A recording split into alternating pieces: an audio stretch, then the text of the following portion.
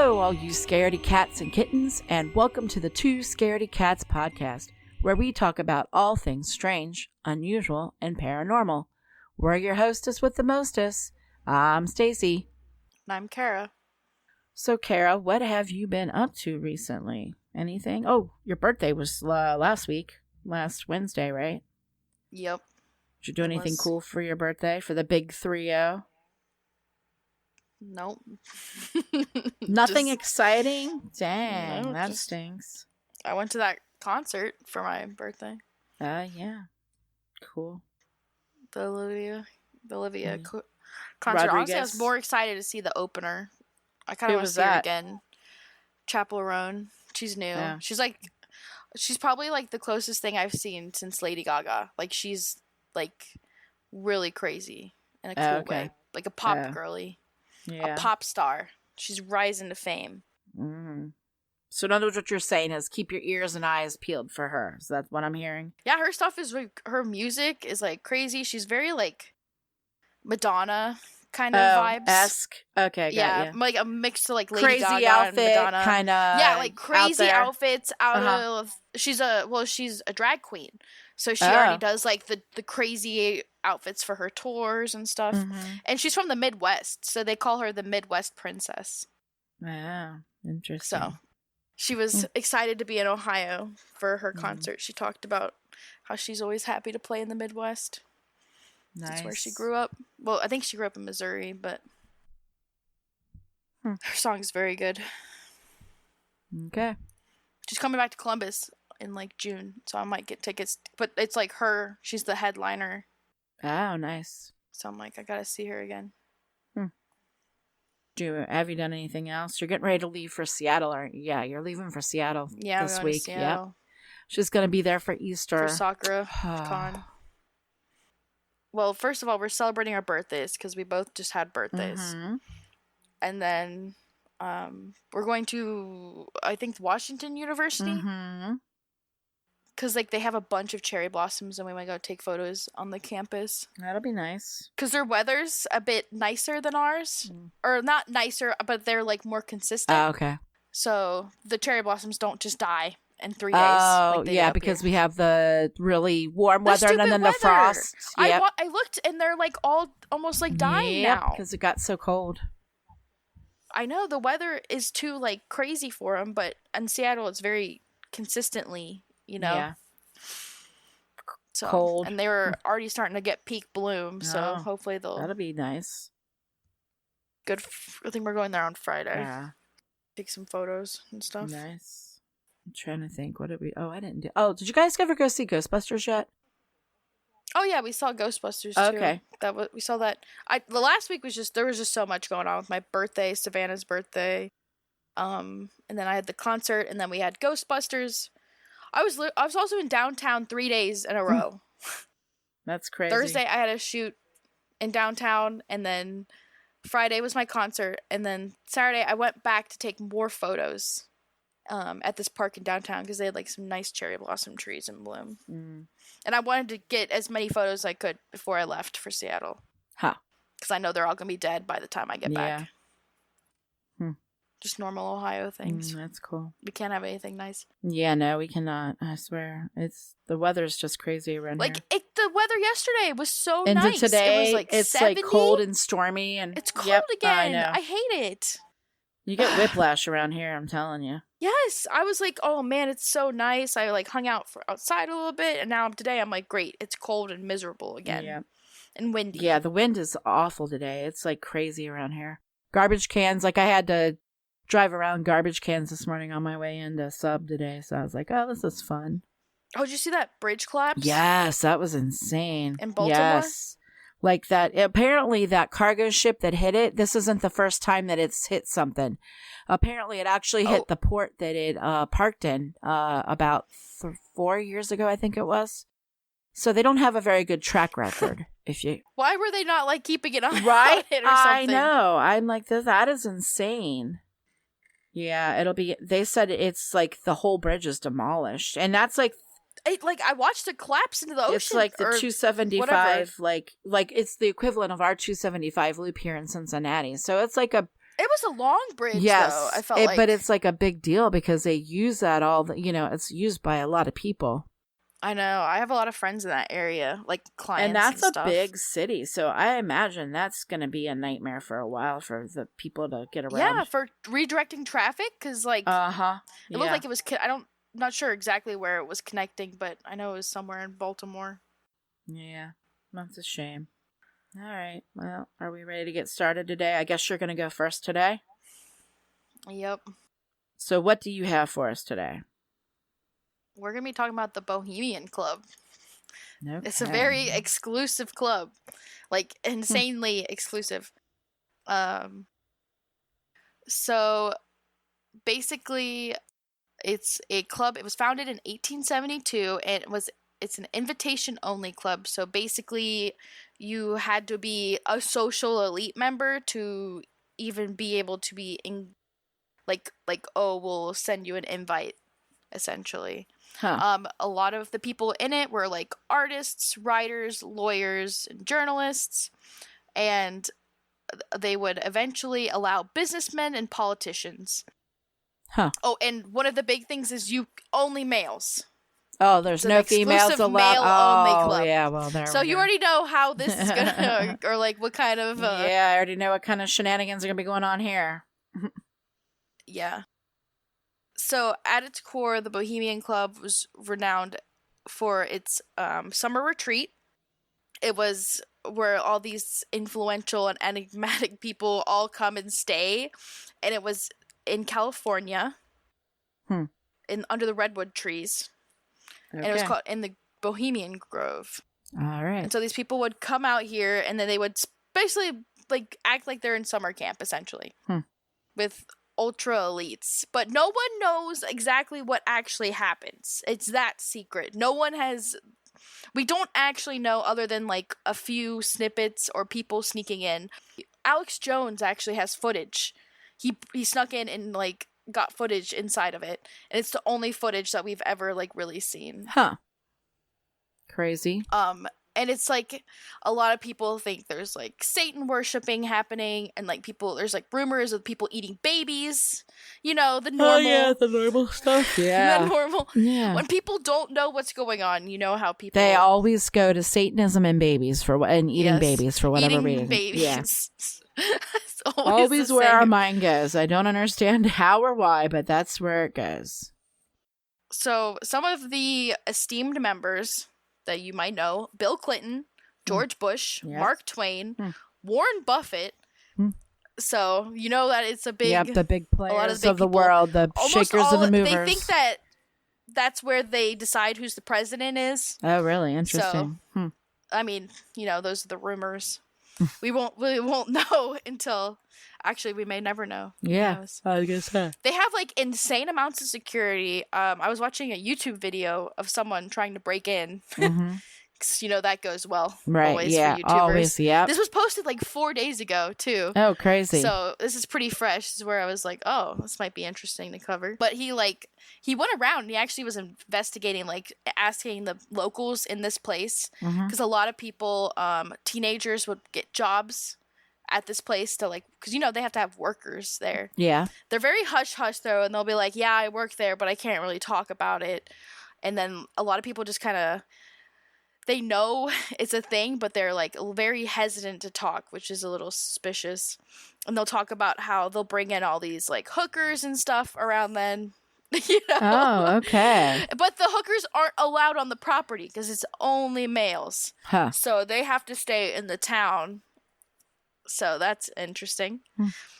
So there was someone who actually kind of talked about the beginning of like when you go to this retreat, like a past member, and they do a ritual known as the cremation of care. It's a symbolic purging of worldly concerns and responsibilities, and there are cloaked figures that converge around an owl statue, like a giant owl statue. It looks really like culty, I will say, when I was looking at some of the photos, and they all like worship this owl statue out in the woods. There's photos of it too. All right, that's weird. I mean, we all know how Alex Jones is, but He did get videos. They go out there and they call it the Owl. Very creative name, as you know. And they all like worship it. Oh, and they burn it down. Wait a minute. So they make an owl statue each time they do this? And then every year, because it's like a yearly retreat. Oh, a yearly. Thing they do. Okay, that's insane. And they like burn in front of it. And it's supposed to help them like cleanse it. Okay. So weird. It's there's just like so much going on here. Oh, and there's approximately 2,500 members. Okay. And a lot of them like high-ranking politicians and military officials. Mm-hmm. And then the retreat has approximately 2,700 acres. And like it's really hard to get in. I watched this guy try and get in because they have like security out there. But you can always tell when like it's that time because the locals will talk about how like these like fancy cars are suddenly driving around or whatnot. Huh. It's just interesting. Had you ever heard of this before? I had heard about it once before. I think I have, but I didn't know the actual name. But I've heard of like, you know, the fancy cars showing up and the people in cloaks and that kind of stuff. I've heard whispers of that stuff, but not to this degree. Yeah, we really don't know much, but I thought it was definitely something interesting to talk about on the podcast. Mm-hmm. Oh, and there's like apparently a long like wait list to get into the club too. Huh. So, because Dan Aykroyd was talking about how he's been waiting for his invite. To the club. Yeah. Not that. It's funny. But yeah. That's all I really have. There wasn't much, obviously, because it's a secret club. Well, yeah, it's a secret society. They're not going to have a lot on it, unfortunately. But a lot of people speculate that they came up with, like, the Oppenheimer, you know, like the whole Oppenheimer movie. They came up with that during that whole retreat. Oh. But, like I said, it's all speculation. Okay, sounds This strange. is all alleged, FBI. This is... all right. Weird. Wink. Yeah. But yeah, you also post one of the photos for it. Yeah, you'll have to send me one. It's really creepy looking. You have to send me one. Maybe you can get one of the owl. It definitely looks like they're pictures. Doing stuff. Oh yeah, with the owl statue. Yeah, that sounds weird. And they're like cool. Like you have to know that like if you're going to be in hooded figures. Yep. In the woods, doing strange things, doing stuff with a weird statue. Yeah, people are gonna think that people are going to think weird stuff is happening. Like I don't really know what the logical, not weird thing could be. Yeah, I know. Yeah, but that's the Bohemian Club. You know, if you ever joined it, let us know. I doubt. But yeah, I was gonna say, if anybody out there, we'd love to hear about it. Any of us will ever probably know, unless someone. Like, you know, what are they called when they, like, whistleblowers? Yeah, whistleblowers, that's what they're called, who rat out what's going on, yep. All right, well, what do you have today? Okay, so I came across this crazy, insane story, and I had never heard of this before. There was a scientist named Dr. Nikolai Kozyrev. He was a very popular scientist in Russia for a very long time. And he had this theory about time travel with mirrors. He was So, okay, so let me gotta unpack this. So, in the 1990s, there was these two doctors, Doctors Trafmore and Dr. Kozyrev. And they performed these studies in the Arctic using spiral mirrors that could allegedly manipulate consciousness and time. They claim the mechanisms of Kozyrev's mirrors are based on physicist, Dr. Nikolai Kozyrev's theories. Now, what they did was they would use a thin sheet of aluminum, okay, and it was polished. And they would roll it into a spiral. And it was named after this Russian astrophysicist named Nikolai Kozyrev. And this was based off of his time theory and his theoretical time machine that he made. Basically, this was his time machine. So when he was growing up, and remember how Russia was doing really good there for a while, and then all of a sudden things went south and they started pulling people out for being, communist and all that, and they would lock them up. Yeah. Well, he was one of the scientists that a lot of his peers, actually, at the place that he worked at originally, they all ended up getting killed. Okay. He was one of the few ones that was left to live, but he had to spend 10 years in solitude in the gulags, which is basically jail for them. And so he was locked up there for 10 years. While he was locked up in this cell with no window or anything, he started going over the theories of, it was two different scientists, I can't think of the names off the top of my head. And some of their theories about, I think one of them was Einstein and his theory of like relativity and all that. And the other one was about time. And it was also, it was time and light was what he started researching a lot of stuff about. And, he was theorizing that light, can be disrupted with a mirror and it will bend the light.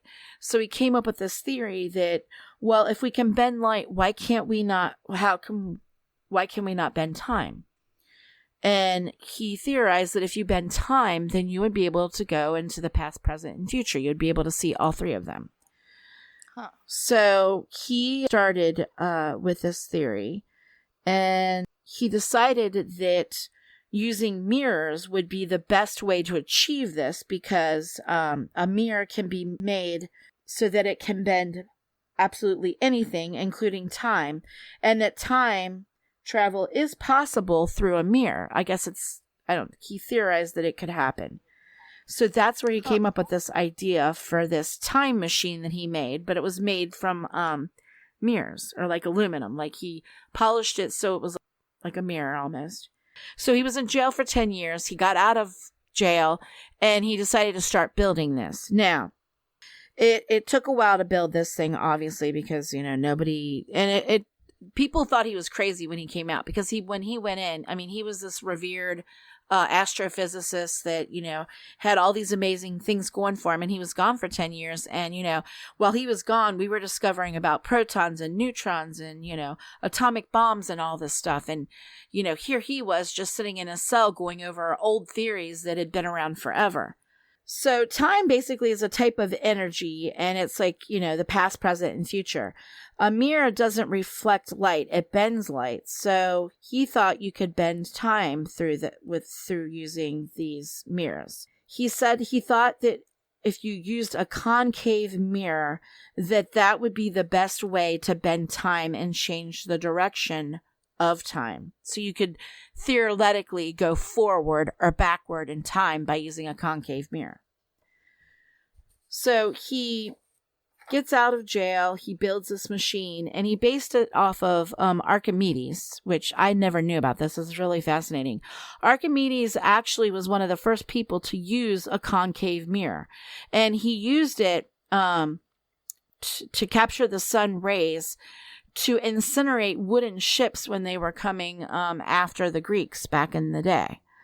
So by studying Archimedes and all of his stuff, he came up with this idea of time and mirrors. His actual machine that he came up with is called the time concentrator. So how he built it, or how it works, is he would get this sheet of aluminum, he would get it all banged out and make it like a concave mirror, and it was built in like a sphere, a spiral shape. Okay, so in the center of the spiral is where the person would sit. Okay, and the theory was that time would become more concentrated the further it flows into the spiral. So if you, I don't know, like the open part of the spiral is like, facing present time. And the theory was that, time would drift into the spiral. And as it went around and it was like being bent in different directions, you know what I mean? And it's getting bounced around in there, then it starts to make it so that you're no longer in our time and our present, that you can go back in time or you can go forward in time. So the person in the time the time concentrator, would suddenly exist then in the space-time continuum and would exist in the present and the future at the same time, was what his theory was. So he finally got the funding for this, okay? And they decided that they were going to build this. They wanted to build it in the Arctic near the North Pole, because the North Pole is like the furthest away from everything. And it's also because of the permafrost that was there. The theory, there's also like theories out there that water holds time in it and memories in it. And when it melts, I guess like ice. So like, for example, you know, water freezes, right? And when the ice melts, it holds all these memories of things that have happened to Earth for millions and, you know, billions of years. So he goes to the Dixon Village, which is like it's the furthest from civilization as you can get, but it's the last place where their people live in the North Pole, basically, is what it was. All right. This was in the 1990s. And he felt that because the permafrost was melting, it was releasing lots of time energy from, you know, all these years, which was good because the mirror needed to collect a lot of time and energy in order to make it work properly so you could go forward and backward in time.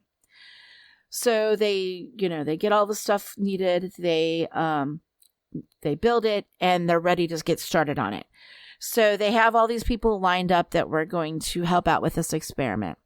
Well, on the first day when the experiment was supposed to get started, people were afraid. Nobody wanted to get into it. They said, into the mirror, everyone had this feeling of dread and fear, including the scientist. Like, no lie, for like a week, nobody would go inside of this machine. It just sat there. And it was really bizarre. And nobody could explain it. But everybody had the same feeling of dread.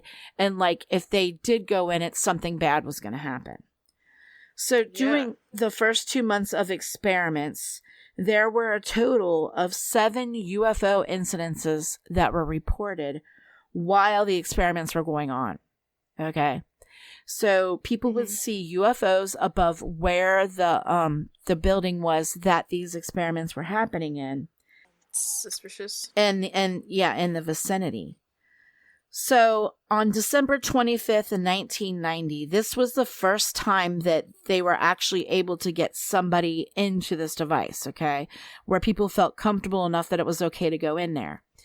And the reason why they decided it was okay to go in there was because they had, there was a guy that had written this book, and he had a symbol that he had found that has been around for, you know, a long time. And the symbol for him, he felt that it represented the Holy Trinity, you know, God, Father, Holy Spirit, whatever, you know. So it had 3 dots in it and like a triangle in the center of a circle. So somebody took a piece of paper and they thought that that would be a good way to make everybody feel like they wanted to go into this place. So they put a paper with that drawing on it in the center of this machine. Well, when that happened, they said all these things, really strange things started happening when they put this symbol in there. They said everyone who entered the device saw different types of symbols projected on the walls of the mirror, and they would glow like neon signs. Now, keep in mind, when this started, all it was just a piece of aluminum that had been polished really clear to look like a mirror. That's it. There was nothing else in there other than that paper. All right. And the next thing they know, all these different symbols are getting projected all over the mirrors in there where everyone was sitting. And here's a quote from the logbooks that they kept during the experiments that they kept on everybody that was there. It said, everyone who entered the Kozyrev saw a huge stream of symbols, signs glowing like neon signs. All of this saw them and admired them. They were real visible signs. Everyone who participated drew the same, so everybody admired them and they thought they were cool. Well, as it turns out, these signs that they had been seeing were symbols. And at first, they were like They went back millions of years to the time when, people started first writing anything, words, symbols, whatever. And one of those was an eye symbol, okay, also known as the all-seeing, which is also associated with the Egyptian gods and, get this, the Freemasons and the Illuminati. Okay. Oh my gosh. Yeah. It's all connected. It's all connected. So the symbol was actually from an author by the name of Nicholas Rourke, who wrote a book called The Banner of Peace. One of the participants used this symbol from this book as a way to help everyone face their fears and the dread of going into the mirrors. But it didn't help at all. In fact, it made it worse. And people said that it also made this machine mad at them, kind of, that once they had this symbol in there, okay, and they, everybody had been in there, they had all experienced the neon signs and all that. Well, the one guy had to go back in because he left his cigarettes in the room, okay? Obviously, everybody was very shooken up because this is crazy that everybody's having the same experience. So he goes in with his cigarettes and he is in there and he looks over at the machine and he notices that there is a dark cloud of mist that appeared in the center of the mirror. And nobody knows what it was or why it was there.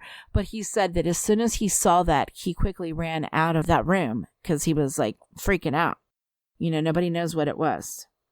Yeah. So in 1997, after they had, been doing that particular experiment for a few years, they decided that they wanted to do an experiment with the Kozyrev mirrors with the British. So together, the Russians and the British are going to do this experiment together. And they decided to do it at Stonehenge, okay, which we all know is, one of the most charged places on Earth. There's a lot of ley lines there. There's all kinds of mystical and mythical that go on with them already. And here we are, we're throwing this thing that we're not sure who we're contacting or what's going on with it.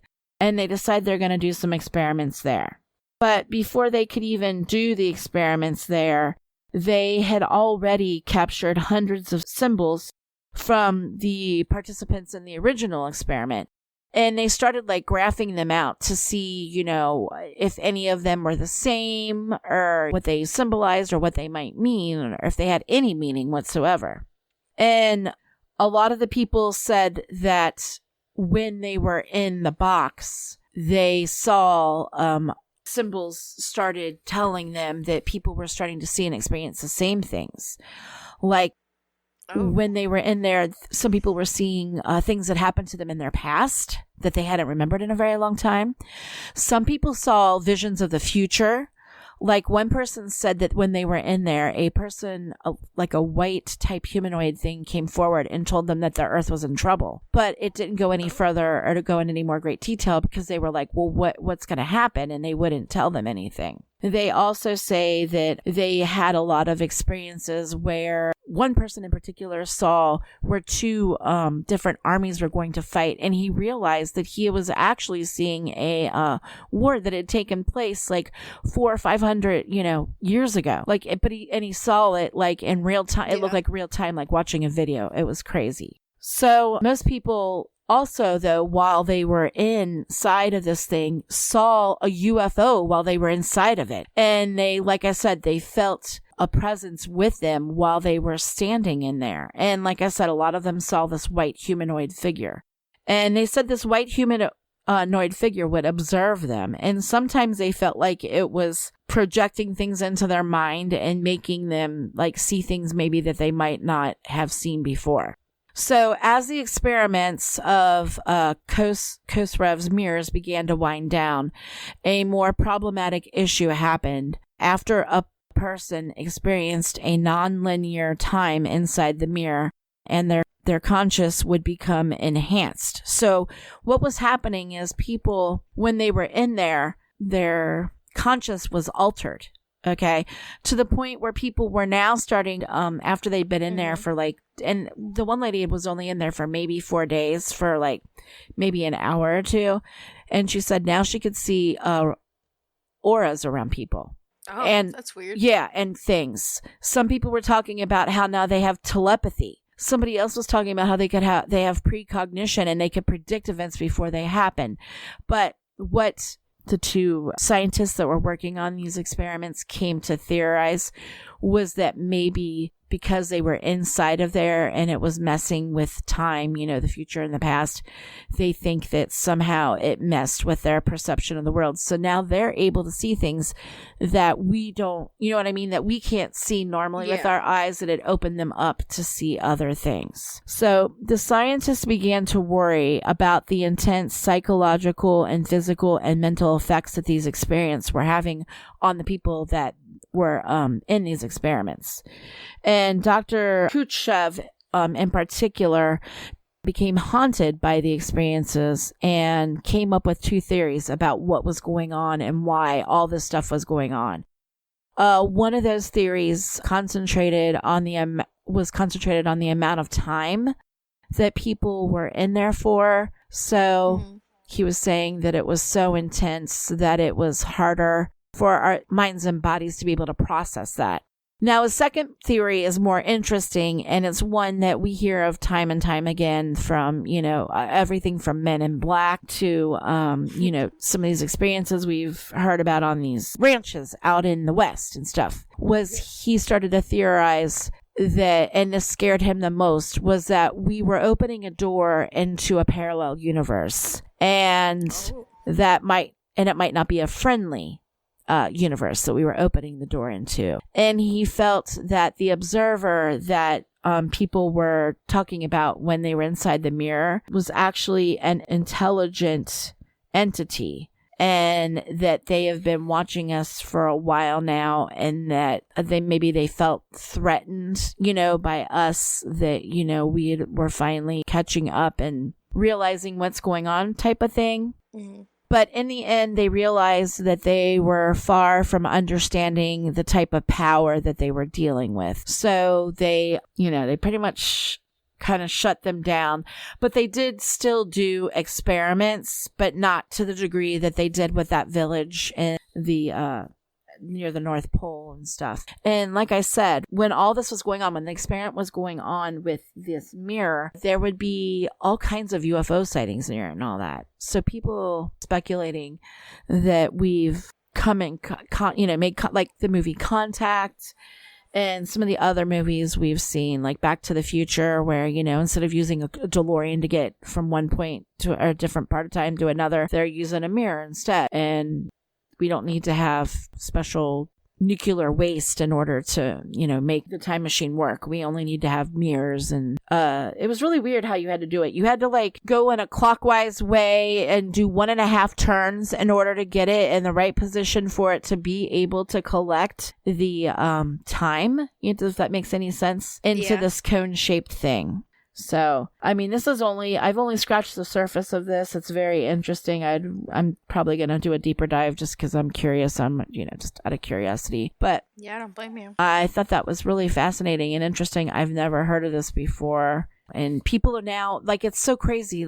I was reading some of this on the internet, and that people are talking about how they want to make their own Kozyrev mirror because they want to see what can happen to them, what they can accomplish if they can go forward in time, or maybe even go into an alternate dimension or something. So it's an interesting theory, though, that a mirror can, make us my own now. Right? I know. I'm got a nice big basement. Let's go make something cool. But you have one too.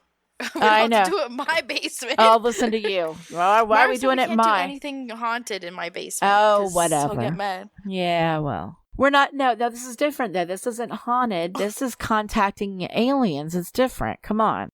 Okay. If anybody is interested, there is a book that kind of explains a lot of these theories and all that we've been talking about. It's called The Cosmic Consciousness by Dr. Richard Buckey. It's Bucke. And this book, get this book was written in 1900. So these ideas and theories have been around for quite a while. It's just amazing that it took this long for people to actually test these theories out. And by the way, Dr. Nikolai Kozyrev, who the actual mirrors were made after, he never got to see his mirrors work. He died before. And the weird thing is, everybody was like, he died it was a very weird way he died. So there's some speculation about that. There's theories out there about, his death. So, but that's all I have today on time travel with mirrors. So how's that for bacon Neil noodle? Yep. So if you enjoyed our podcast today, follow us on Instagram at Two Scaredy Cats Podcast, and please be sure to leave a review on Apple Podcasts and Spotify. It really helps the show get discovered.